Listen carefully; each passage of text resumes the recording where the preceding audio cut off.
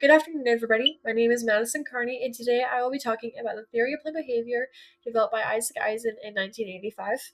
The theory of planned behavior helps explain everything from health decisions to academic performance and even career success. By understanding how it works, we can better predict behavior and even influence positive change. This theory focuses on three main components that work together to shape behavior. First is the attitude towards the behavior. This refers to whether a person evaluates a behavior as positive or negative. It's not just a simple opinion, it includes beliefs about outcomes and the value placed in those outcomes. For example, if someone believes exercising will improve their health and boost their mood, they're more likely to develop a positive attitude towards exercising. On the other hand, if they believe it'll be painful, time consuming, or embarrassing, their attitude may be negative. Second are subjective norms, which refer to perceived social pressure. This includes the expectations of important people in somebody's life, family, friends, teachers, coworkers, or in society as a whole. Humans are naturally influenced by social approval and belonging. If someone believes that the people they respect expect them to perform a behavior, they are more likely to intend to do it. The third factor is perceived behavioral control. This refers to whether somebody feels capable of performing behavior. It includes confidence, access to resources, time, skills, and perceived obstacles. Even if somebody has a positive attitude in support of social norms, if they feel like control, they may not form a strong intention to act. Together, these three components show a person's intention to engage in a behavior. These three components, attitude, subjective norms, and perceived behavioral control, combine to form behavioral intention, which is the central concept of this theory. Intention represents how motivated a person is and how much effort they are willing to put into a behavior. According to Eisen, intention is the strongest predictor of whether somebody will actually follow through with an action.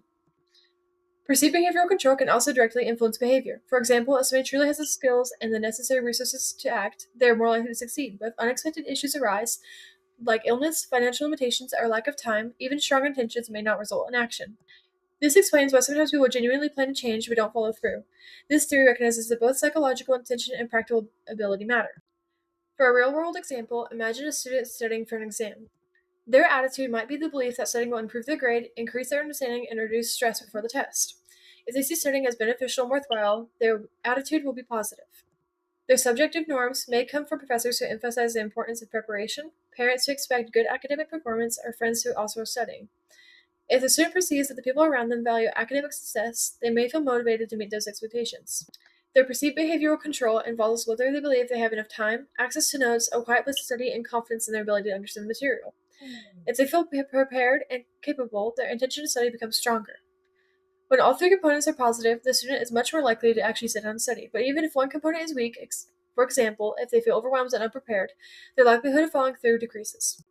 The theory of planned behavior is widely used across many fields because it helps predict and influence real-world actions.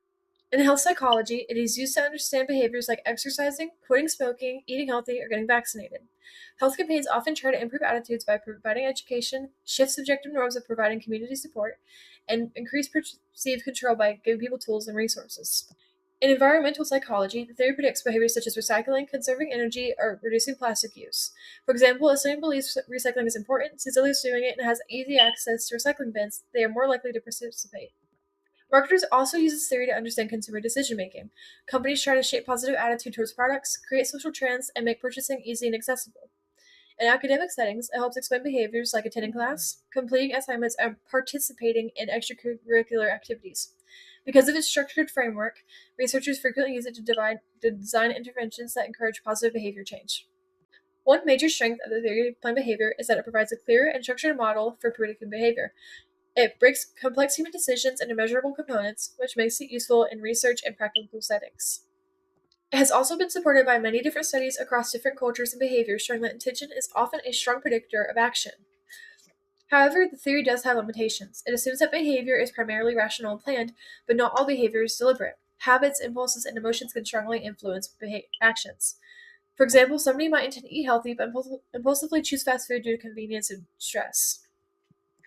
Additionally, unexpected life events can interfere with even strong intentions.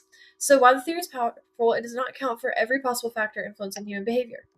As somebody who intends to become a nurse, I see the theory of planned behavior applying directly to my future career.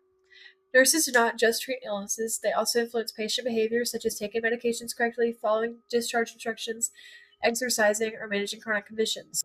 For example, if I would like a patient to properly manage their diabetes, I need to assess their attitude. Do they believe dietary changes are important, or do they understand the consequences of not managing their condition?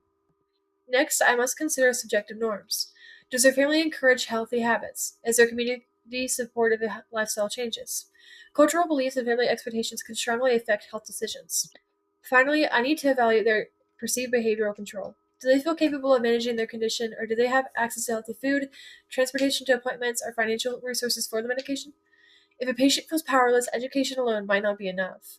Understanding these three components allows nurses to communicate more effectively and create realistic supportive care plans. This theory also applies to me personally. My attitude towards my education, the expectations of my instructors and peers, and my confidence in all my skills will influence my success in nursing school and throughout my entire career. In conclusion, the theory of planned behavior helps us understand what people actively do by examining three key factors: attitudes, subjective norms, and perceived behavioral control. These components shape our intentions, and our intentions strongly influence our behavior. While the theory has limitations and cannot account for every emotional or impulsive action, it provides a practical and widely supported framework for predicting and influencing change. Whether in healthcare, education, and environmental efforts, or personal growth, the theory of planned behavior gives us valuable insights into how decisions are made and how positive behavior can be encouraged.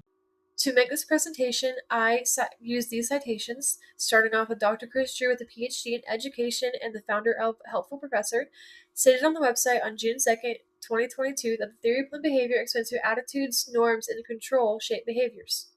My second citation was from Saul McLeod with a PhD in psychology and the writer for Simply Psychology, stated on the website on October 11th, 2023, that behavioral intention predicts behavior. As for my last citation, I quoted Dr. Corey Floyd, the professor of communication at the University of Arizona, stated in the 5th edition of Communication Matters published by McGraw-Hill in 2025 that communication influences attitudes and behaviors. Thank you guys so much for watching my speech, and I hope you guys have a good day.